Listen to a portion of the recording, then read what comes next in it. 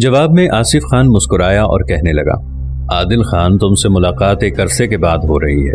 بدلتے ہوئے حالات کو دیکھتے ہوئے میں اور وزیر خان نے فیصلہ کیا ہے کہ لاہور شہر میں مستقل سکونت اختیار کی جائے۔ ماموں کا جو مکان تھا وہ ہم نے تمہارے نام کر دیا ہے، وہ مکان تمہارا ہے۔ چند ماہ پہلے میں نے وزیر خان کو لاہور بھیجا تھا، یہ لاہور میں ایک عرصہ گزار چکا ہے، لہذا سارے کوچوں محلوں سے واقف ہے۔ میں نے اسے یہ کہا تھا کہ 2 اچھے مکان یا حویلیاں دیکھے جہاں ایک میں اور ایک میں وزیر خان رہ سکے۔ ہماری پہلی کوشش یہ تھی کہ ماموں کے مکان کے قریب ہی کوئی مکان مل جائے، لیکن وہاں کوئی مکان بھی قابل فروخت نہیں تھا، لہٰذا وزیر خان نے دوسرے محلوں کا جائزہ لیا۔ وزیر خان لاہور کے 4 مختلف محلوں کے اندر مکان دیکھ کر میرے پاس واپس آیا تھا۔ اب ہم دونوں بھائی لاہور کا قصد کیے ہوئے ہیں، جو مکانات یہ دیکھ کر آیا تھا ان کا جائزہ لیں گے اور کوشش کریں گے کہ کسی بھی محلے میں 2 اکٹھے مکان لے کر وہاں آباد ہو جائیں۔ آصف خان کے ان الفاظ پر عادل خان مسکرایا اور کہنے لگا، میں بھی اپنی بیوی کملا کے ساتھ لاہور شہر میں رہ کر آیا ہوں۔ میں اور کملا شہر میں گھومتے پھرتے بھی رہے ہیں۔ تم دونوں پہلے مجھے یہ بتاؤ کہ اپنے لیے مکانات تم نے کن محلوں میں دیکھے ہیں، تاکہ میں بھی جانوں کہ ان محلوں کے اندر تمہاری رہائش کیسی رہے گی۔ آصف خان نے مسکرا کر وزیر خان کی طرف دیکھا، پھر کہنے لگا، عادل خان، اس کی تفصیل تو وزیر خان ہی بتائے گا۔ عادل خان کے ان الفاظ پر وزیر خان بول اٹھا، عادل میرے بھائی، کچھ مکان تو میں نے محلہ لنگر خان میں دیکھے ہیں، اس کے علاوہ کچھ حویلیاں محلہ پیر عزیز مزنگ میں بھی قابل فروخت ہیں۔ ان 2 محلوں کے علاوہ کچھ حویلیاں اور مکان محلہ میانی صاحب اور لکھی محلے میں بھی قابل فروخت ہیں۔ وزیر خان کے اس انکشاف پر عادل خان خوشی کا اظہار کرتے ہوئے کہنے لگا، وزیر خان میرے بھائی، میں نے یہ 4 محلے دیکھ رکھے ہیں، اچھے صاف ستھرے اور قابل رہائش محلے ہیں۔ اگر ان محلوں میں 3 حویلیاں یا 3 مکان اکٹھے مل جائیں تو خرید لینا، میں بھی ماموں کے مکان سے نکل کر تم لوگوں کے ساتھ ہی اپنے بیوی بچوں کے ساتھ آباد ہو جاؤں گا، اس طرح شہر میں تینوں بھائی اکٹھے رہ سکیں گے۔ عادل خان کے ان الفاظ پر آصف خان اور وزیر خان دونوں نے خوشی کا اظہار کیا۔ پھر وزیر خان کہنے لگا، اگر تمہارا یہی ارادہ ہے تو پھر میں کوشش کروں گا کہ 3 حویلیاں یا 3 مکان کسی بھی محلے میں اکٹھے مل جائیں۔ وزیر خان نے جن 4 محلوں کا ذکر کیا تھا ان میں پہلا محلہ لنگر خان تھا۔ دراصل 1526 میں جب سندھ کے حاکم حسین ارغون نے مغل شہنشاہ بابر کے حکم پر ملتان پر حملہ کیا تو اس وقت ملتان کے آخری فرمانروا محمود لنگا کے دربار میں لنگر خان نام کا ایک امیر الامراء ہوا کرتا تھا۔ اسی لنگر خان کی وجہ سے سندھ کے حاکم حسین اور غوان کو فتح حاصل ہوئی تھی۔ بابر کے بعد ہمایوں نے اسی لنگر خان کو لاہور بلا کر موجودہ مزنگ کے شمال مغرب میں وسیع جاگیر عطا کی۔ چنانچہ لنگر خان نے وہاں بہت سے مکانات، حویلیاں، باغات اور ایک محل تعمیر کرایا۔ یہ تمام تعمیرات چونکہ ایک دائرے کی شکل میں تھی، لہٰذا یہ دائرہ لنگر خان مشہور ہو گئی۔ مغل پورہ بھی اسی دور میں آباد ہوا۔ بیرون شہر مغل پورہ کے بعد یہ دوسری خوبصورت، بارونق اور متمول آبادی تھی، یہاں تک کہ ابدالیوں اور سکھوں کی لوٹ مار نے اس آبادی کو صفحۂ ہستی سے مٹا دیا۔ دوسرا محلہ جس کا ذکر وزیر خان نے کیا تھا وہ محلہ پیر عزیز مزنگ تھا۔ پیر عزیز مزنگ شہنشاہ ہمایوں کے عہد میں کابل سے تشریف لائے۔ مزنگ مغلوں کی ایک ذات ہے۔ پیر عزیز نے اپنے اہل خانہ اور باپ کے ساتھ موجودہ مزنگ کے مقام پر سکونت اختیار کی۔ مغلیہ سلطنت کے اواخر تک یہ علاقہ اپنی وسعت اور رونق میں دائرہ لنگر خان سے بھی بڑھ کر آباد ہو گیا تھا۔ ابدالیوں اور سکھوں نے جب دائرہ لنگر خان پر پے در پے حملے کیے تو وہاں کے رہائشی بھی محلہ عزیز مزنگ میں آن بسے تھے۔ یہ تعداد میں اتنے زیادہ تھے کہ انہیں یہاں پہلے سے آباد خاندانوں پر سبقت حاصل ہو گئی۔ اس وقت پیر عزیز مزنگ محلے کے سرکردہ لوگوں میں بھولے خان، وریام خان، سعادت خان اور بہادر خان جیسے نمایاں سردار تھے۔ اس کے علاوہ اس زمانے میں ایک صاحب علم شخص عبداللہ شاہ بلوچ نے بھی یہی سکونت اختیار کی اور موجودہ مزنگ کی مغربی سمت واقع آبادی آج بھی ان کے نام سے کوٹ عبداللہ شاہ کہلاتی ہے۔ انہوں نے 1212 میں وفات پائی۔ سکھوں کی سلطنت کے اواخر اور برطانوی عہد کے اوائل میں یہاں کے نمبردار عبداللہ بلوچ نے 1275 میں ان کا مقبرہ اور مسجد تعمیر کرائی۔ اس بستی کے قریب ہی چند اور محلے بھی آباد ہوئے جو زیادہ تر ارائیوں کے محلے تھے۔ تیسرے محلے کا نام وزیر خان نے محلہ میانی صاحب کہا تھا۔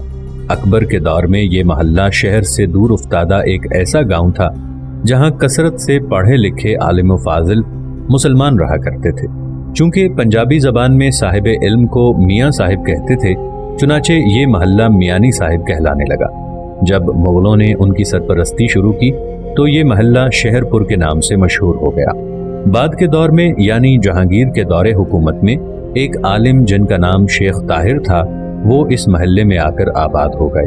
انہوں نے شاہ جہان کے عہد میں وفات پائی تو محلے کے رئیس میانی ابو محمد نے انہیں میانی صاحب میں دفن کر دیا۔ اس کے بعد وقت کی شکست و ریخت کے سامنے یہ محلہ آہستہ آہستہ قبرستان بن گیا۔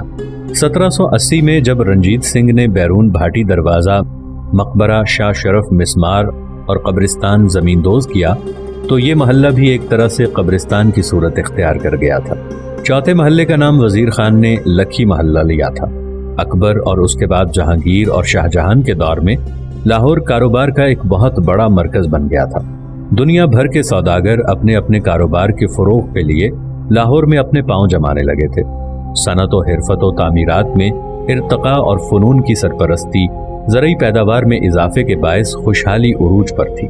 محلہ شاہ شرف کی اختتامی حدود یعنی موجودہ ضلع کچہری سے چوبرجی تک متمول سوداگروں اور بڑے بڑے ٹھیکیداروں نے یہاں باغات سے آراستہ جدید طرز کی حویلیاں اور کوٹ تعمیر کیے۔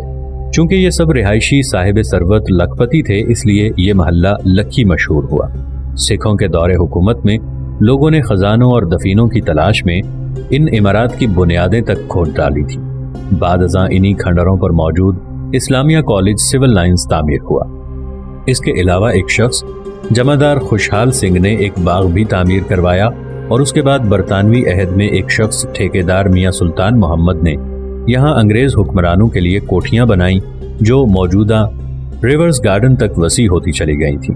محلوں اور مکانوں سے متعلق گفتگو کرنے کے بعد آصف خان نے عادل خان کی طرف دیکھا اور کہنے لگا، عادل خان، تمہارے ساتھ کچھ مہمان بھی آئے ہیں، تم ایسا کرو کملا اور بچوں کو یہیں لے آؤ، ہم ان تینوں سے مل لیتے ہیں، پھر رخصت ہوتے ہیں۔ تمہارا قیام بھی یہاں آج شام تک ہے، تم بھی کملا اور بچوں کے ساتھ فتح پور سیکری کی طرف کوچ کر جاؤ گے، لہٰذا جانے سے پہلے میں اور وزیر خان تمہارے بیوی بچوں سے ملنا چاہتے تھے۔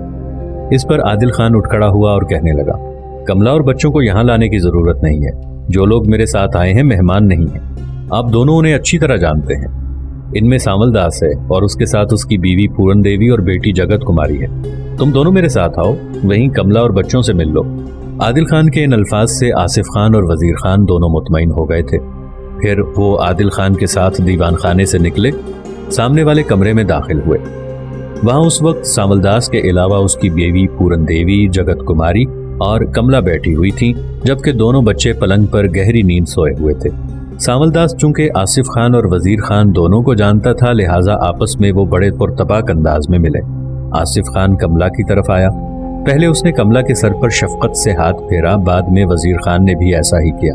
اس موقع پر آصف خان نے اپنی کمر سے نقدی کی ایک تھیلی نکالی اور کملا کی گود میں رکھتے ہوئے کہنے لگا، میری چھوٹی اور عزیز بہن، تمہاری شادی پر میں تمہیں کچھ نہیں دے سکا تھا، عادل خان کے بڑے بھائی کی حیثیت سے یہ اپنے پاس رکھو، تمہارے کام آئے گی۔ اس موقع پر کملا نے جواب طلب انداز میں عادل خان کی طرف دیکھا۔ عادل خان نے جب مسکراتے ہوئے اسبات میں گردن ہلائی، تب کملا نے آصف خان سے وہ تھیلی لے لی تھی۔ اس موقع پر عادل خان، آصف خان اور وزیر خان اپنے دونوں بھائیوں کو مخاطب کر کے کہنے لگا، ہم دونوں میاں بیوی یہاں شام تک ہیں، ہماری یہاں سے روانگی کے بعد یہ خادمہ ہی اس گھر کی دیکھ بھال کرے گی۔ محترم سامل داس کے اہل خانہ بھی شام تک ہمارے پاس ہیں، لہٰذا میں چاہوں گا کہ تم دونوں بھائی بھی شام تک ہمارے ساتھ رہو، سب مل کر اکٹھے بیٹھ کر کھانا کھائیں گے، اس کے بعد اپنی اپنی منزل کی طرف روانہ ہو جائیں گے۔ اس سلسلے میں آصف اور وزیر نے پہلے آپس میں مشورہ کیا، اس کے بعد آصف خان نے عادل خان کی تجویز سے اتفاق کیا تھا۔ پھر آصف خان نے کچھ سوچا، عادل خان کا ہاتھ پکڑا اور اسے کمرے کے ایک طرف لے جانے لگا۔ وزیر خان بھی ان کے ساتھ تھا، چنانچہ آصف خان اپنا منہ عادل خان کے کان کے قریب لے گیا اور خوشکن سرگوشی میں اسے مخاطب کر کے کہنے لگا، عادل خان، جو کچھ میں کہنے لگا ہوں اس سلسلے میں میرا بھائی وزیر خان گواہ ہے، تم میرے انتہائی عزیز اور پیارے بھائی ہو، جس پر میں بد سے بدترین حالات میں بھی اعتماد اور بھروسہ کرتا ہوں اور کرتا بھی رہا ہوں۔ جن حالات میں ہم دونوں بھائیوں نے ریاست گونڈوانا سے نکل کر آگرہ کا رخ کیا تھا، وہ سب حالات اب بھی میری نگاہوں کے سامنے ہیں۔ عادل خان، میں جانتا ہوں ماضی میں میری بیوی نے تمہارے ساتھ کئی مواقع پر غلط رویے کا اظہار کیا تھا، اس کا تمہارے ساتھ سلوک بھی اچھا نہیں تھا، کچھ معاملات ایسے تھے کہ میں یہ سب کچھ برداشت کرتا رہا۔ حالانکہ ایک موقع پر میں نے تم سے یہ بھی کہا تھا کہ اگر وہ تمہارے ساتھ اچھا سلوک نہیں کرتی تو میں اسے تمہاری خاطر چھوڑنے کے لیے تیار ہوں، لیکن تم نہیں مانے تھے۔ اب سب سے اچھی بات یہ ہوئی ہے کہ میری بیوی کو اپنے ماضی کی ان غلطیوں کوتاہیوں اور زیادتیوں کا احساس ہو چکا ہے جو وہ تمہارے ساتھ کرتی رہی ہے۔ اب کئی موقع پر وزیر خان کے سامنے وہ اس بات کا اعتراف کر چکی ہے اور اظہار کر چکی ہے کہ وہ تم سے اپنے رویے کی معافی مانگنا چاہتی ہے۔ اس نے مجھ پر زور دیا تھا کہ میں اسے اپنے ساتھ یہاں لے کر آؤں، لیکن اس سلسلے میں تم سے پہلے بات کرنا چاہتا تھا۔ اس کے بعد میں کسی آخری فیصلے پر پہنچنا چاہتا تھا۔ اب جب کہ میں اور وزیر خان دونوں بھائی لاہور کا رخ کر رہے ہیں، تم نے خود بھی نئی حویلی کی خواہش کا اظہار کیا ہے، لہٰذا میں اور وزیر خان کوشش کریں گے کہ کسی اچھے محلے میں 3 حویلیوں کا اہتمام کریں۔ اس کے بعد ہم اپنے اہل خانہ کو لے کر وہاں مقیم ہو جائیں گے۔ میں چاہوں گا کہ وہیں میری بیوی اور تمہارا آمنا سامنا ہو، اور وہیں سب کے سامنے وہ تمہیں اپنے ماضی کی زیادتیوں اور ناروا سلوک کی معافی مانگے۔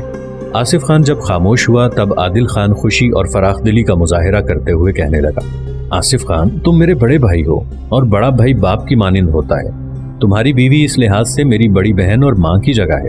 اسے مجھ سے معذرت کرنے یا معافی مانگنے کی ضرورت نہیں ہے۔ اگر اس کا رویہ ماضی میں میرے ساتھ اچھا نہیں تھا تو کوئی بات نہیں، لیکن اس کا سلوک تمہارے ساتھ تو بہت اچھا تھا۔ چونکہ وہ بڑی بہن ہے، ماں کی مانند ہے، لہٰذا اس کے معافی مانگنے سے قبل ہی میں معاف کرتا ہوں۔ مجھے اس کے خلاف نہ کوئی گلہ ہے نہ شکوہ۔ عادل خان کی اس گفتگو سے وزیر خان اور آصف خان دونوں خوش ہو گئے تھے۔ پھر تینوں بھائی سانول داس کو لے کر دیوان خانے میں چلے گئے تھے۔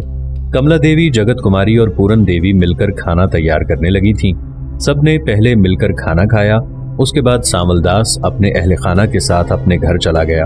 آصف خان اور وزیر خان لاہور کی طرف کوچ کر گئے، جبکہ عادل خان اور کملا دونوں میاں بیوی اپنے بچوں کو لے کر آگرہ سے فتح پور سیکری کا رخ کر رہے تھے۔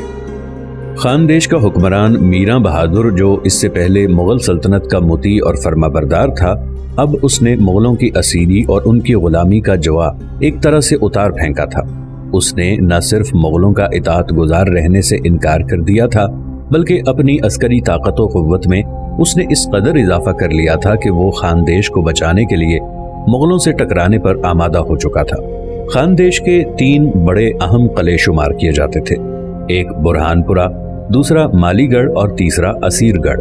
چنانچہ اکبر کو جب اطلاع ملی کہ میراں بہادر خاندیش کا ایک خود مختار حکمران بن کر نہ صرف یہ کہ مغلوں کی اطاعت سے نکلنا چاہتا ہے، بلکہ اپنی طاقت اور قوت میں اس قدر اضافہ کر رہا ہے کہ آنے والے دور میں مغلوں کا مقابلہ کر سکے، ان حالات کو سامنے رکھتے ہوئے اکبر ایک خاصا بڑا لشکر لے کر فتح پور سیکرے سے نکلا اور اس نے خاندیش کا رخ کیا۔ خاندیش کا علاقہ دریائے نرمدا اور دریائے تپتی کے درمیان پڑتا تھا۔ چنانچہ خاندیش کی طرف پیش قدمی کرتے ہوئے اکبر نے اپنے لشکر کے ساتھ دریائے نرمدا کے کنارے جا پڑاؤ کیا تھا۔ 2 دن تک اس نے اپنے لشکریوں کو مکمل آرام کرنے کا موقع فراہم کیا تھا۔ ساتھ ہی اکبر نے اپنے تیز رفتار جاسوس خاندیش کے مختلف شہروں کی طرف پھیلا دیے تھے تاکہ وہاں کے حالات کا بغور جائزہ لیا جا سکے۔ انہی مخبروں نے واپس آ کر اکبر کو یہ اطلاع دی کہ میراں بہادر کے علاقوں میں اسیر گڑھ ایک ایسا قلعہ ہے جسے فتح کرنا بہت مشکل ہے۔ اس کی فصیل کافی بلند، کافی چوڑی، کافی مضبوط اور مستحکم ہے۔ اس کے علاوہ اسیر گڑھ کے اندر خوراک کے علاوہ اسلحے کے ایسے انبار لگے ہوئے ہیں کہ اگر شہر اور قلعے کا محاصرہ طول بھی پکڑ جائے تو قلعے اور شہر کے اندر جو لشکر ہے وہ اپنی حفاظت کا سامان کر سکتا تھا۔ ان خبروں کے پس منظر میں اکبر نے دریائے نرمدا کے کنارے اپنے سارے سالاروں کا اجلاس طلب کر لیا تھا۔ اکبر کافی دیر تک اپنے سارے سالاروں کے ساتھ خاندیش پر ضرب لگانے اور اسے مطیع اور فرمانبردار بنانے کے لیے غور و خوض کرتا رہا۔ آخر سارے سالاروں نے اسے یہ مشورہ دیا کہ خاندیش کا حکمران میراں بہادر ان دنوں اسیر گڑھ میں قیام کیے ہوئے ہے، اور اسیر گڑھ ایک ایسا شہر اور قلعہ ہے جسے خاندیش کے لوگ ہی نہیں، وہاں کے حکمران بھی ناقابل تسخیر خیال کرتے ہیں۔ اس بنا پر اکبر کے سالاروں نے مشورہ دیا کہ فی الحال اسیر گڑھ کو نظر انداز کر دیا جائے۔ سب سے پہلے میراں بہادر کے 2 بڑے شہروں کو اپنا ہدف بنایا جائے، ایک برہان پور اور دوسرا مالی گڑھ۔ ان دونوں مقامات پر اگر میراں بہادر کا کوئی لشکر مقابلہ کرتا ہے تو اسے بدترین شکست سے دوچار کیا جائے۔ اس طرح جگہ جگہ جنگوں کا سلسلہ پھیلانے سے میراں بہادر کی عسکری قوت کمزور ہو جائے گی اور آہستہ آہستہ وہ مغلوں کے سامنے ہتھیار ڈالنے پر بے بس اور مجبور ہو جائے گا۔ ان مشوروں کو سامنے رکھتے ہوئے اکبر نے ایک لشکر علیحدہ کیا جس کا کماندار عادل خان کو مقرر کیا گیا، اور عادل خان کے ذمے یہ کام لگایا گیا کہ وہ خاندیش کی حدود میں داخل ہونے کے بعد میراں بہادر کے 2 شہروں برہان پور اور مالی گڑھ کو اپنا ہدف بنائے، اور اگر عادل خان ان دونوں شہروں کو فتح کرنے میں کامیاب ہو گیا تو میراں بہادر آپ سے آپ مغلوں کے سامنے گھٹنے ٹیکنے پر مجبور ہو جائے گا اور سرکشی ترک کر کے اطاعت اختیار کرے گا۔ اکبر نے جو لشکر عادل خان کی کمانداری میں دیا تھا، اس کا حوصلہ بڑھانے کے لیے جہاں عادل خان کے تحت کچھ دوسرے سالار دیے تھے، وہاں لشکر میں مان سنگھ اور عزیز کوکا کو بھی شامل کیا گیا تھا، تاکہ ان دونوں کی وجہ سے لشکریوں کے حوصلے بلند رہیں اور لشکر میراں بہادر کے خلاف کامیابی حاصل کرے۔ چنانچہ یہ لشکر لے کر مخبروں کی رہنمائی میں عادل خان نے پہلے خاندیش کے شہر برہان پور کا رخ کیا تھا۔ برہان پور ایک طرح سے خاندیش کی سلطنت میں نہ صرف بڑا بلکہ مرکزی شہر خیال کیا جاتا تھا۔ اسی بنا پر عادل خان نے بھی خاندیش کی مملکت میں پہلے برہان پور پر ضرب لگا کر میراں بہادر کی طاقت اور قوت کو جانچنے کا فیصلہ کر لیا تھا۔ دوسری طرف خاندیش کا حکمران میراں بہادر بھی یوں ہی بیٹھا ہوا نہیں تھا۔ اس نے ارد گرد اپنے جاسوس پھیلا رکھے تھے اور وہ اکبر اور اس کے لشکریوں کی نقل و حرکت سے برابر اسے آگاہ کر رہے تھے۔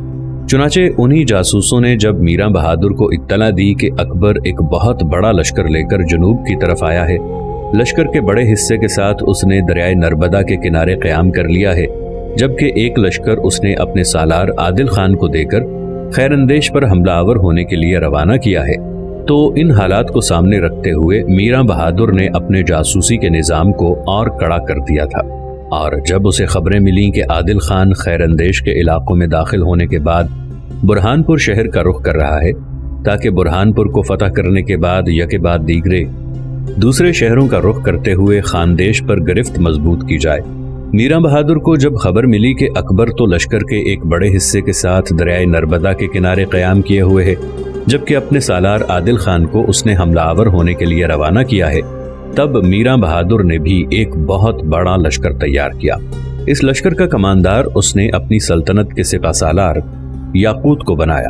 یہ یاقوت حبشی تھا، جنگ کا وسیع تجربہ رکھتا تھا، چنانچہ اسے ایک خاصا بڑا لشکر دے کر میراں بہادر نے مغلوں کے لشکر پر حملہ آور ہونے کا فیصلہ کر لیا تھا۔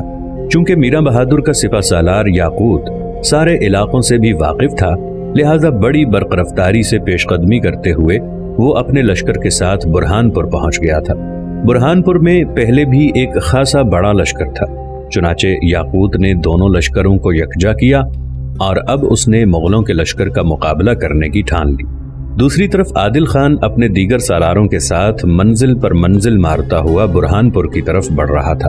جب وہ برہان پور کے قریب آیا تو اس نے دیکھا کہ نواحی میدانوں کے اندر خاندیش کے حکمران میراں بہادر کا سپہ سالار یاقوت ایک بہت بڑے لشکر کے ساتھ اس کی راہ روکے کھڑا تھا۔ جہاں تک میراں بہادر کے سپہ سالار یاقوت کا تعلق تھا تو وہ ایک خونخوار حبشی انسان تھا، جنگ کا وسیع تجربہ رکھتا تھا اور ایک عرصے سے وہ خاندیش کے لشکریوں کی سپہ سالاری کرتا چلا آ رہا تھا۔ میراں بہادر کو پورا یقین تھا کہ یاقوت اکبر کے لشکر کو بدترین شکست دے کر بھاگ جانے پر مجبور کر دے گا، اور اگر ایک بار اکبر کے لشکر کو یاقوت کے ہاتھوں شکست ہو گئی تو پھر اکبر 100 بار سوچنے کے بعد اس کے علاقوں کا رخ کرے گا۔